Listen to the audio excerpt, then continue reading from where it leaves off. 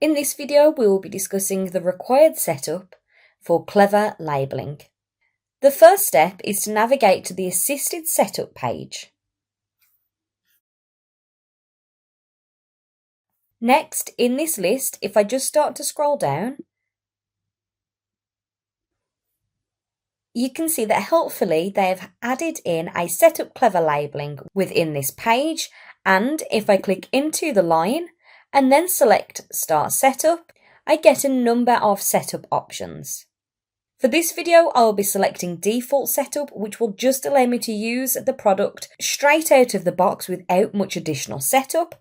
However, you can use the Manual Setup option if you would like to do everything manually. I will be walking you through the different setup pages, should that be the route that you wish to go down. And then Clever Labelling does also integrate with both Bartender and Loftware. So if you are using either of those labelling products, at this point you would now go and complete the setup to integrate with those products. Just in this instance, I'm going to choose Default Setup. Next, as you can see, at the top of the page, it's now asking me if I would like to apply the package. So I will do that now. And that's the first piece of setup done. Next, we're going to have a look at the labels that have been created as part of that default setup.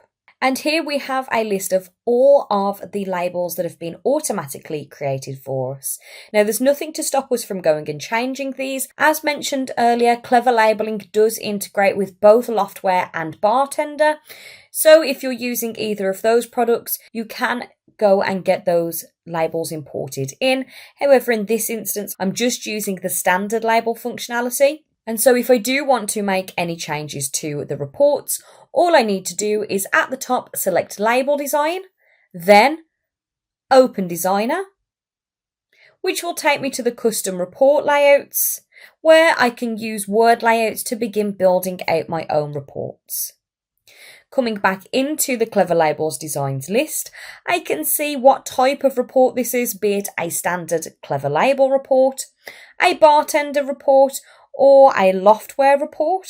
I can also see which report it links to if I were to look at the custom report layouts list. If any additional layouts have been added on top of this particular label design, for example, if it was to have a custom layout, or if it was external, again, that's linking back to Loftware or Bartender. If there are custom layouts, I can also see the description related to that. If this option is selected, it just means that the user will always have to confirm that they are printing out the labels. If the Run Request page has been selected, that just means that filter options have been added to that particular report. Finally, I can see how many copies of this particular label design there have been. As I've not made any changes, that will just read as 1.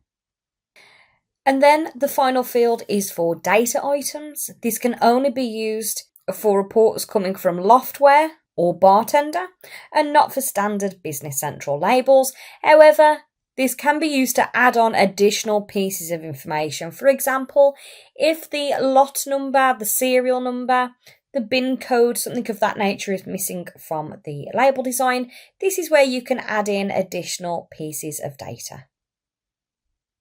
Now that we've looked at where the different labels can be set up, now let's look at the setup for where and how they can be triggered. And this setup can be found within the Clever Label Trigger Management page.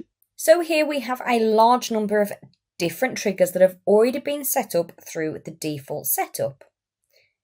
However, I want to go and create one myself, and what I would like to say is that once a purchase order has been receipted in, so we've selected Post and Receive, and a posted purchase receipt has been created, only filtered to a certain vendor, for a item ledger entry label to be printed. So how would I do that? So I'm going to select New Trigger at the top. Then I'm going to select Next. Then I'm going to say where I would like that trigger to be. So as I said, I want it to be on a purchase receipt. Then I'm going to state which label I would like to be printed, which in this case is going to be Item Ledger Entry. Next, I'm selecting my filter criteria. So as I said, I would only like this label to be printed for a specific vendor. And to do that, you can see that the final option is for a specific vendor. So I'm just clicking into that option and then selecting next.